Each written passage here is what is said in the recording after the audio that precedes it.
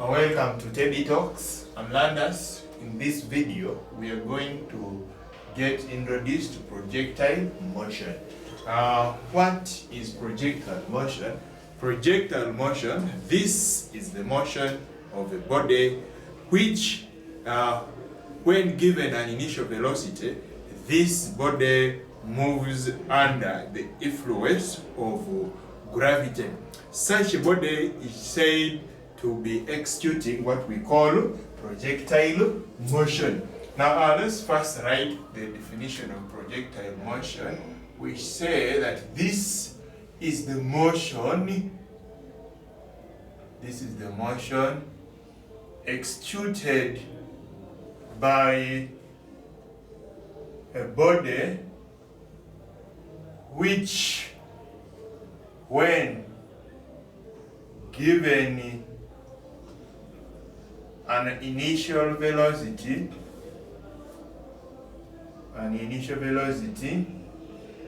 can be left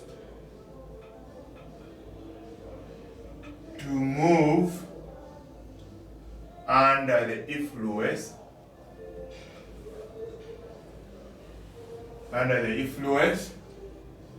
of gravity. Where do we see projectile motion? When you kick a ball, you give it an initial velocity by kicking it, and it then moves. Do you still push it? You don't. You just give it an initial velocity, and then it moves freely under the action of gravity. And that kind of motion is what we call projectile motion. Now we are going to consider a ball. Consider a ball kicked with an initial velocity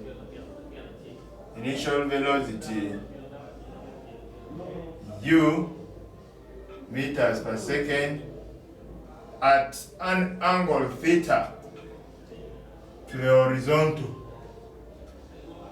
An angle theta to the horizontal. Now let's sketch. If this is the vertical and this is our horizontal, if this ball is kicked from here, this ball will rise in such a direction. So the angle here, the angle theta, is called the angle of projection. We said this is the XY axis, and this will be the X axis. Now, this body, we are saying it is given an initial velocity v. When you give it that initial velocity, this body moves freely.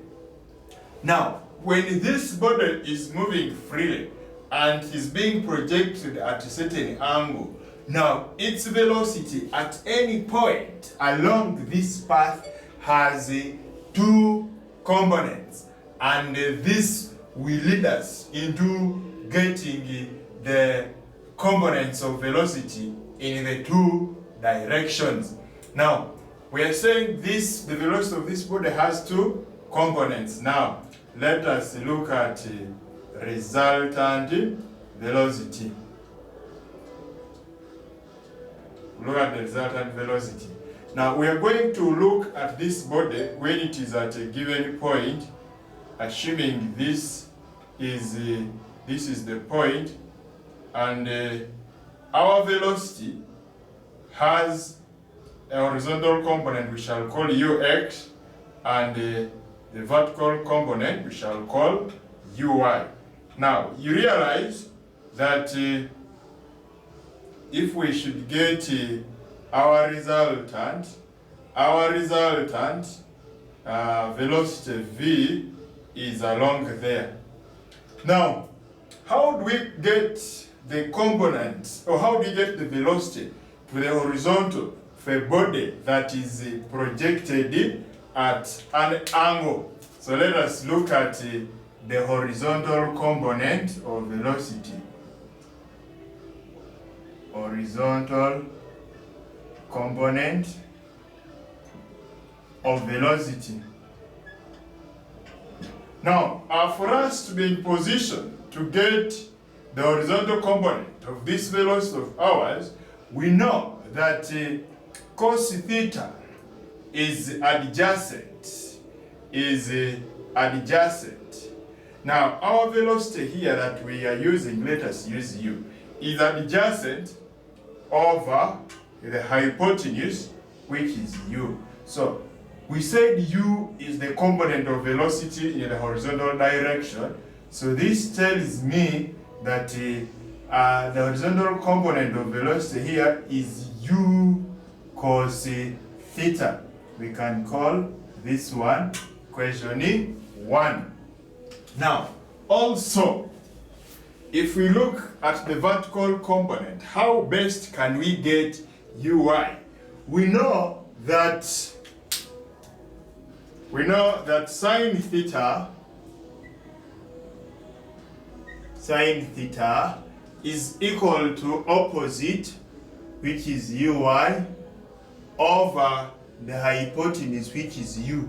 When we cross multiply, we see that ui is equal to u sine theta, and we call this our second equation.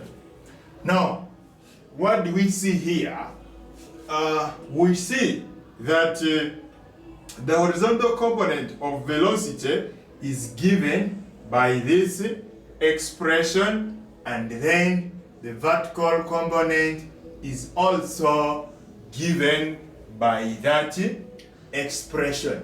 Now, this means that when we try to use our equations of motion here, where we have u, if we are talking of velocity in the vertical direction or the horizontal direction, we shall, as long as the angle of projection is there, we shall put this in consideration. Now, let us stop here. We shall begin from the mathematical equations that we use in projectile motion.